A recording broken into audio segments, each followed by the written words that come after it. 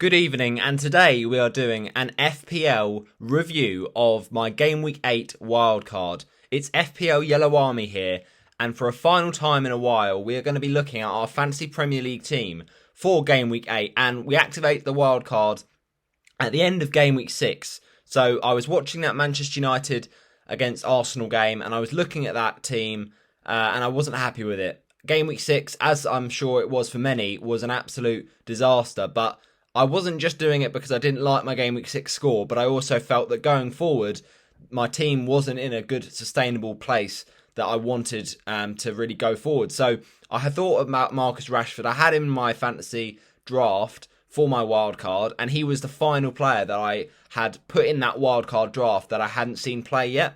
And I watched that Arsenal match, and Rashford was superb. He looked really lively. He had many shots in the box, and of course got the 2 goals and the assist. So a fantastic performance from Marcus Rashford, and that really confirmed to me in my head that I was happy enough to hit that wildcard button. And that was a wildcard that included Salah being taken out, and it was bold, but I was willing to go ahead and go for it with the lack of performance in that price point. You know, Mohamed Salah's got to be returning more often for him to be at the value he was, and he was very unfortunate. I mean, I suppose he could have scored on another day in that game at Goodison Park, but I just didn't think going forward that he was worth owning, and I wanted to bring in a few differentials, so I decided to activate that wild card after that Manchester United result. And of course, Game Week 6 was bad for a lot of people, but I was looking to go ahead of the curve because I'd heard a lot of people talking about a Game Week 8 wild card or a Game Week 9 wild card, and I felt I wanted to go for it in Game Week 7 to kind of just get ahead of the curve and kind of be a bit more differential in my wild card, not just when I play it, but also the players that I pick to try and set me up nice for the long term, all the way till Game Week 16, when of course the season breaks with that wild card. You don't have another one. It's kind of a unlimited transfers, but it's the World Cup break, so it was felt the right time to make use of that kind of run-in. So I went for that for the Game Week 7 wildcard, and then of course, we had midweek news on that week of Graham Potter being sacked. I say sacked, leaving Brighton and joining Chelsea. The sacking of Thomas Tuchel, which, you know, as a Reece James owner on the wildcard was certainly interesting. And then obviously I had a few Brighton players in there. I had Alexis McAllister on the wildcard, so he was taken out with the leaving of Graham Potter. So there was a lot of things that changed, and we also had news of the rail strikes possibly causing disruptions, and we heard about that Brighton Crystal Palace postponement. So that was not good for the Game Week 7 for the McAllister, Matt, for his chances. And also we heard that Marcus Rashford had picked up an injury, and he wasn't actually included in Manchester United's Europa League squad. And then, of course, we heard the sad news on the Thursday of the passing of Her Majesty Queen Elizabeth II. And that, of course, was, a very, very sad day. And, of course, rightly so. The matches were postponed over the weekend out of respect. So, therefore, I couldn't have foreseen that to happen.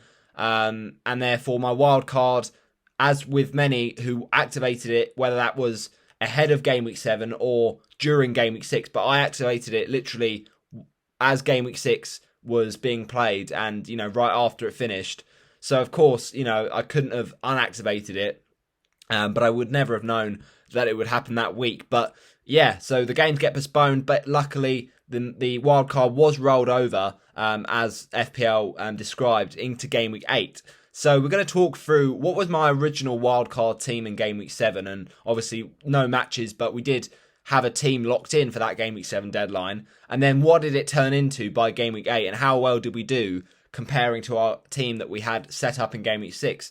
So I'm going to show you here some of my moves and what kind of profit I've got from them. So obviously that was back in Game Week 6, a very bad 30 points, and that transfer of Rodrigo out for Aronson did not work at all. Leeds beaten 5-2 and Aronson no attacking contributions.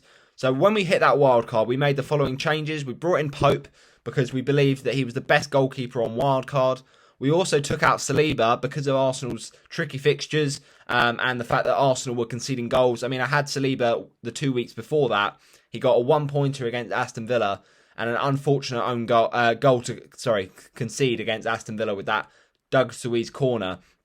And then, of course, I benched him correctly in that Manchester United game. But I just thought going forward, his goal against Bournemouth was a bit of a fluky one. As good as it was, I didn't think he would repeat that. So he was out. And I brought in Veltman because I really liked that Brighton defence.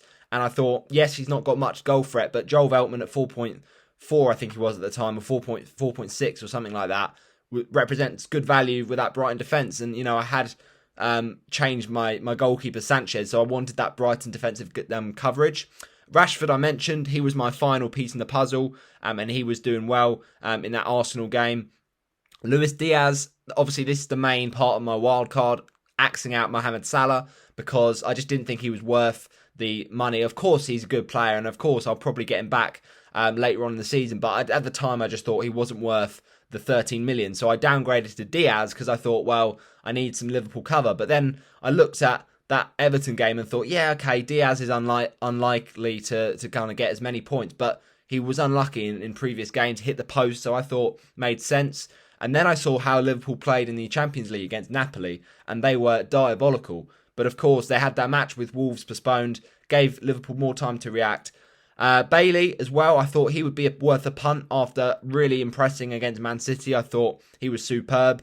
And Villa have started to pick up. I mean, they did lose in previous games under Gerrard and lost very, very poorly. But I just thought on a wild card, when I can change around the 4.5 million midfielders, I thought Bailey was just worth it. A bit more goal threat with Andreas.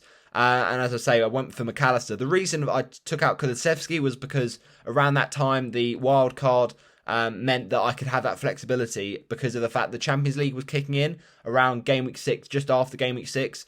And I should have really thought about that game that Tottenham had in their first one of the group against Marseille. Ahead of that Fulham game, they had the Tuesday game. And really, the Fulham game was the one before it. So I should have thought about that. But Kulusevski got benched. It was painful in Game Week 6 to see that. And he came on for the 1-pointer as well. So I just didn't like owning him going forward. And, I thought he's just not going to get as many goals as he did. I mean, he was a brilliant differential for me in Game Week 1. 6.6% effective ownership and a 13-point haul was a massive, massive plus. But it unfortunately didn't last very long. Harry Kane, he was part of why I went for the wild card, because I thought if I'm selling Salah, we've got to be bold, we've got to be brave, and maybe my strat was big at the front. Yes, big at the back has started to die off, so I thought go big at the front with Harry Kane, Gabriel Jesus, and of course Erling Haaland. So let me just show you. This was my Game Week 6 team. So this is the following players we had, and then we wildcarded into this team for Game Week 7. Dalot came in because of the fact that he had that nice run of fixtures against Crystal Palace and Leeds United, and there weren't many good 4.5 options, so I thought it would be the best bet. I wanted to keep Trent in there despite Liverpool's form because of how explosive Trent could be on his day ahead of a Wolves match as well. I wasn't feeling like selling him. And then of course Reece James we've got there as well. Bowen was a very interesting one. I had a look at that Newcastle fixture and thought, yeah, okay, it's not great to have Bowen up against Pope, but I still fancied Bowen with a nice kind of turn of West Ham fixtures. Anthony was just a placeholder, to be honest. I mean, I had a few other midfielders in there before the Game Week 7 deadline, and I put in Anthony last minute because I just thought, let's see how it looks. And I'm glad I didn't finish with him because I don't think long-term he'll be good, but I thought Palace away would be a good fixture, and I just kind of wondered about that one. But yeah, the main strategy really for me was big at the front, as you can see there with those three strikers. And then Soufal, good fixtures going forward. Nico Williams, he's a nice bench option. And then, of course, Bailey. So those were my kind of Game Week 7 thoughts and transfers. And I kind of hopped between the Brighton midfielders. I went for Trossard. I also thought about downgrading to Diaz from Cancelo, but I just thought Cancelo was too good to not own. And then, of course, when we got the news of the Brighton postponements, I had to take out all those Brighton players on my wild card, so they were eventually gone by Game Week 7. But, of course, Game Week 7 had no fixtures, and they were postponed. So, what did that lead to? We had a very different team by the end. We thought about going for Raheem Sterling, but we went for Anthony. We thought about going for Sinistera because he was looking lively, but then I thought, well, Leeds, with that game against Manchester United postponed, on paper that's nice, but we're not going to put in a player against, with no fixture in Game Week 7. So he came out of my team. And then I put in Trippier for Veltman because of that Brighton postponement. And Trippier looked really, really tempting ahead of the Game Week 7, the Game Week 8 fixture that they had against Bournemouth. So that was the kind of thinking behind that. At one point I had Fernandes as well. So eventually we settled on something that looked a little bit like this. So my Game Week 8 team looked like this, people. It was a very interesting one. We're going to review my points now. But firstly, oh my goodness me, how unlucky was I? Because if we just look at our transfers here, I say unlucky, but we took out Gabriel Jesus from the Game Week 7 team. Of course, he scores in Game Week 8. We took out Saliba from the Game Week 6 team, and of course, he scores in Game Week 8. So, unfortunate, but glad to say that my Game Week 8 team did in fact outscore both my Game Week 7 original wildcard and my Game Week 6 original team. So, in terms of those points then, for Game Week 8, it was the following. Nick Pope. Now, I still back the decision. Against Bournemouth, although it was always going to be a chance of a clean sheet, I just thought, he's the best goalkeeper and he's probably going to get save points. Unfortunately, he didn't against Bournemouth, but I think going forward, he's still the best goalkeeper to own, alongside maybe someone like Vicente Guaita, with Palace having good fixtures after Game Week 9. And also, you look at someone like Raya, who is not in the best of form. Sanchez, Brighton, obviously, new manager. We don't know how they're going to get on. So, I honestly feel that was the best decision. It was just an unfortunate outcome with that goal from Philip Billing. And Nick Pope, unfortunately, was rooted to the spot. So, yeah, no save points. Really disappointing. And obviously, the clean sheet wipeout is never nice. But I think that's a long-term pick, really. Joao Cancelo, very happy with him. To be honest, I didn't watch the Wolves game, but to be fair, he's just so good at that, and that's why we like him. He gets those bonus points, he gets forward, he gets in attacking positions, and he puts in crosses, and even without an attacking return, he gets the bonus points. So, in a 3-0 win, you'd expect it to be hard for a City defender to get the full bonus, but he does it, and he does it very often. So, happy to have him. Another nice haul. Trippier, look, at the end of the day, we were always going to go for him on set pieces. He looked like a really appetising pick. And he got an assist, winning the penalty after the handball by Jefferson Lerma. And, at the end of the day, he's got many routes to points. So, again, as with Pope, he's got a lot of good fixtures coming up. I'm happy to own him for the long haul. But it's just Fabian Schär, the triple up defensively for Newcastle. It could have worked. We could have been talking about a lovely 12-point haul from my Newcastle, defenders, and then another 6 points from my Newcastle goalie, but it just didn't happen. Unfortunately, Fabian Schär, I put him in because of that goal threat, and we know that Bournemouth defensively are not one of the best teams, but it just didn't happen, and it's unlucky. But it's not one of those players I'm going to be playing every week. It's just I went bold, high risk, high reward, and it didn't pay off this week, but it's unfortunate. Kevin De Bruyne, 10 points. Obviously, I think this was the week for differentials not really working out, because a lot of people I saw go with KDB in their wildcard. So it was a bit of a template wildcard pick, but for me, it was just so nice. That Wolves fixture looked appetising, and KDB, boy did he deliver with 2 assists and a bonus point to top it off. So yeah, look, at the end of the day, I don't think he played brilliantly, and as FPL Harry rightly kind of put on his Twitter, I'm pretty sure. But we'll still take the 2 assists. Like, it doesn't matter that he didn't play well because he gets FPL returns. So, very, very happy with him. Gabriel Martinelli, very frustrating against Brentford. I honestly believed he would be scoring on Sunday. He was kind of my bank of points, but my banker. But he didn't come and he didn't return with the points. But look, he is still going to be probably Arsenal's best value player. You look at Gabriel Jesus.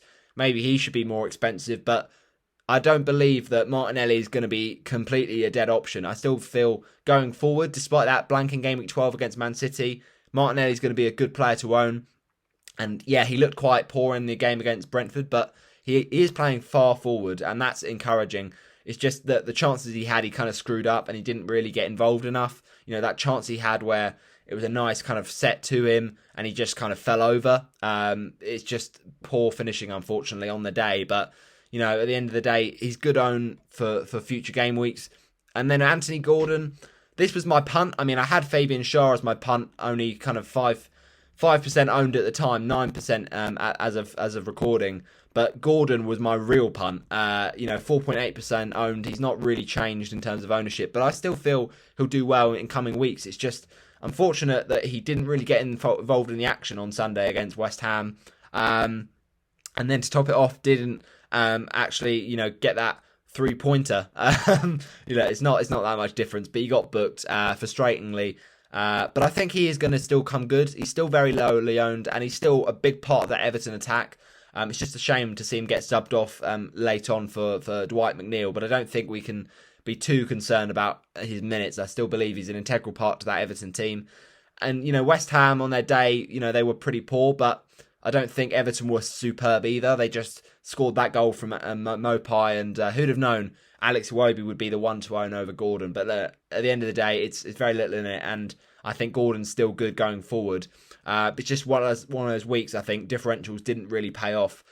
Bailey, 3-pointer. Now, I watched this Villa game with big kind of focus on Bailey, and I can't lie, Aston Villa were very, very sloppy, but Southampton were even sloppier, and it was a very poor game from the neutral perspective. So I'm not really that worried about this because I don't believe Aston Villa was superb, and I don't believe that many Villa players were, far and above the performance of Leon Bailey. I just think that overall team has got a bit of working out to do. But Leon Bailey, he looked threatening in periods. I mean, he started the game slowly. I've got to say, he didn't look kind of really at it down that wing. But then he started to get into the game.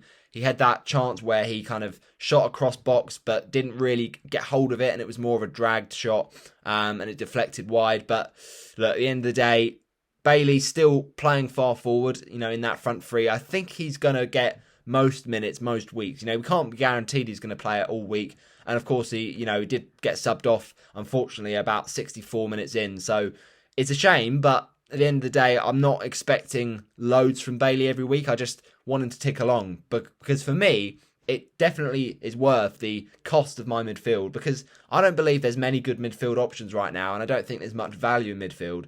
But there is value in the attack and in the front three, and that's where I went for it, the freemium strategy, and people doubted me. Everyone doubts the freemium. They doubted it at the start of the season, and I, to be fair, agreed with those people that doubted it because, you always want to start the season fairly template because you want to kind of shake the bones out and see the differentials later on. But early on, you got to kind of be a bit more conservative because usually the template does quite well, and that's true for the first few weeks of the season, and that was true this season, and I'm glad it got me the points. But it's nice to have a couple differentials in there, like your Kulusevskis, like your Kyle Walkers. But this season, obviously, it's been a bit tricky to navigate those differentials. But sometimes if you can be differential with a premium, if they're lowly owned, then that's a great way to attack. I mean, look at Mo Salah right now and Alexander-Arnold. They're being sold en masse. Now, yes, people are bringing them back for Game Week 9 probably against Brighton, but most of the time you will see that Mo Salah will not be a differential, and if he's becoming a differential, he's a scary aspect and a prospect that people can pop onto. So my freemium differential play was to go with the freemium, but I don't think it massively disadvantaged my team. I don't believe that always freemium takes away your flexibility, because I have a bit of money in the bank. So I could always get to Trent if I needed to from Cancelo. I could always get to Salah if I needed to from Kevin De Bruyne. Now, Salah, of course, did drop in price to 12.9 million. Will he go up in price ahead of Brighton? I don't know. Whether Liverpool are back now with that performance that they had against Ajax, I'm not sure. But I still believe there are problems in that Liverpool attack. They're still trying to work out how to fit in Darwin Núñez and still trying to see how Mo Salah can get back into the groove, because he's playing a different role. He's playing more out on the wide kind of part of the pitch. So he's not as integral as he was, where he's playing through kind of the middle in a way with the front three of Mane and Firmino. So things have changed, but I still thought that the strikers were the points where the points were. So I went with Ireland. Haaland, for me, is a perma-captain this season, and I hate to say it. We said it last season with Salah. We're going to say it this season with Haaland, and it's boring, of course, but points are boring sometimes, but sometimes to get points, you have to play boring, and that is just the way with Erling Haaland. I haven't captained him up to this game week before with a goal. I captained him in game week 2 against Bournemouth, and every time we just went for expected minutes for Salah to get the captaincy, and he hurt me big time with a double kind of hat-trick. But this time I finally captained him for a goal. He scored against Wolves, a good goal. Didn't do that much other than that, but to be honest, we'll take the return because captaincy this week was kind of, I just needed it to return, and we got that return. So I'm very happy. Mitrovic, now, how he hauled in all the games that I didn't own him, and not the game week I did own him against the team that conceded the most shots, I honestly do not know. And it's baffling. I just don't really understand these kind of moments, these game weeks where Salah in a 9-0 doesn't score, in a 3-2 defeat for Fulham against Forest, a 3-2 win for Fulham, that neither Andreas nor Mitrovic return. I mean, it's just baffling.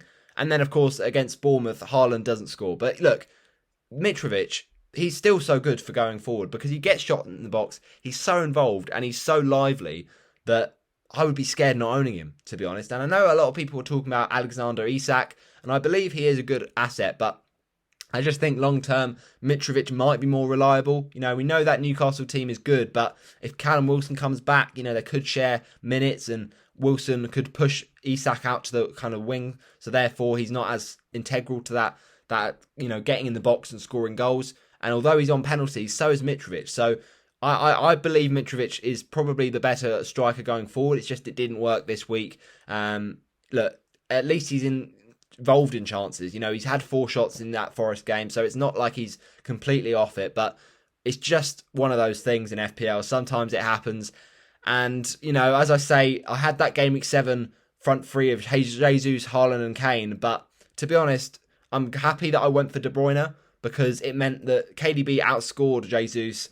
And although I drop out Jesus, who's obviously so highly owned, and I should have maybe factored that more into my thinking, I think long term it's still the best play because Jesus is near a suspension for yellows, and he is going to be getting a few tough fixtures as well as that blank you've got to kind of factor in. So, and also with Saliba, look, I was going to always drop Saliba on a wild card ahead of those fixtures, and I didn't think he had the goal threat. Okay, he's now got 2 goals, but I think I still don't regret the decision despite the outcome. Right choice, just the wrong outcome this week, but it will pay, I think, long term. So look, Mitrovic was a bit of an L, I can't lie, but that was just poor luck, really. So Harry Kane, he delivers, he always delivers, and he's really started the season on fire, and I'm so glad to say that he came home, and got the points for me, brought home the bacon basically, and he has a great record against Leicester. I really did think about him as captain, but I just couldn't go against 6 million people after I'd gone against 5 million people the previous game week and captain Salah in that Merseyside derby. I just really couldn't bring myself to do it again, but fair play to those Kane captainers. The bench, it was a bit of a good bench this week. I say good bench because always there's some player I've benched that I regret, but I chose well this week. I felt like I had to have Reece James going forward, so I left him on the bench. But Danny Ward, I'm sorry, you might be playing, but I don't know if you'll be playing much longer because, yes, he made a good save in that Spurs game, but he conceded 6 goals, and Leicester are in a mess. So I don't see any reason why Iverson shouldn't be coming in. But to be honest, I don't really care about that 4.0 spot. I've got a bit of, value in the rest of my team. I don't need another, rotating goalkeeper. And even if Ward does keep his place, he's going to be benching every single week. It's just that he comes in for the minutes if Pope is somehow injured. So Andreas, 1 pointer. Look, I'm very happy about this because I was very tempted to play him. He did, in fact, get less than any of the other players I played, but I didn't expect it. I honestly believed he might get involved. He's just a bench player. He's not one you should be starting every week, in my opinion. Hence why I've got a few options like Gordon, like Shaw, like Bailey. So it's nice to rotate rather than having to start Andreas every week. So, yeah, it feels nice to be in a position like that where even with a good fixture, I can play Andreas, or if not, I can have someone else to go in there. Nico Williams as well. I mean, a lot of people started him. I just didn't feel he was worth starting this week because I had a feeling that clean sheet would be wiped out with Mitrovic. Obviously, it was wiped out without Mitrovic, but the point still stands at Forest. Yes, they've been a good side on an attacking perspective, but defensively they've conceded a lot of shots and they've lacked the clean sheets, not since game week 2 against West Ham. So I felt that Fulham would score, and I didn't think that those kind of amount of Fulham goals would be worth it when you compare with Nico Williams' attacking threat. So it was a great decision to bench him, and it all paid off in the end. So in the end, a game week score of 60 points on Wildcard, which, to be honest, I'm actually really happy with, because it's always that, FPL stereotype that your wildcard always struggles to kind of explode in the first week you play it, and I didn't have massive hopes. I was hoping that triple Newcastle defence would pay off, but it was always going to be a 50-50. So I'm really happy with that, to be honest, and I've risen by quite a fair bit to 621,986. So we were sitting at an overall rank originally before this game week of 834k. So yeah, really nice game week, 440 points overall, and I can't complain. It's a good game week. We got a lot of returns. Not many goals, I've got to say. Not many goals, but Haaland and Kane do the business. And still, Gordon is also one yellow card away from a suspension, so we've got to be careful about that going into game week 9. But I just love that front three. And I think the freemium, a lot of people doubted it, but we proved the doubters wrong, because that was a good game week score. I think a lot of people did have a few difficulties. If you free hitted, maybe you scored really well, but you're probably going to want that free hit later on in the season with those double game weeks and those blank game weeks. So really cannot complain for this game week. So that is where we're going to wrap things up for game week number 8. I hope you have enjoyed my review. Smash a like on the video, subscribe if you're new around here. We're going to be having a break on the channel because I'm not going to be around. I'm going to be at university, so I'm going to be busy. But at some point, we'll come back in the season. We'll catch up things and show how things go. But you can still follow my team. I'll still tweet out my team each week. You can follow me on Twitter, of course, at RobertoHollis9, capital R, capital H. And you can also follow me on Instagram, where I'll also post my team. That is, of course, Roberto_the_pro, all non-caps. But thanks for watching, and thanks for joining me so far this FPL season. If you did miss previous videos, you can catch it on my channel. Just do click on the FPL playlist for 2022 to 23. I'll see you next time. Bye-bye.